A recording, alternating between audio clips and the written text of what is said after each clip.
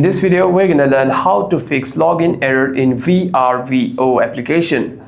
First, if you're having any kinds of problem with the application or with the website, make sure that your device is connected to a secure network.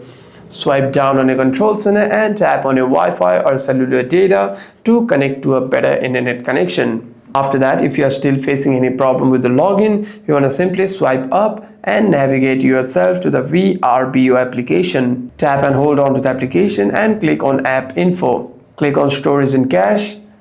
And here at the bottom of your screen, you can see two options called Clear Storage and Clear Cache. Simply tap on Clear Cache to clear cache and click on Clear Storage to delete the files of the application. And by doing so, the next time you open the app, you shouldn't be having any problems regarding your login. However, if there's any problem with the application, you can simply restart your device once and open the app again. Hope this video was helpful, and if you have any further issues, make sure to leave a comment down below.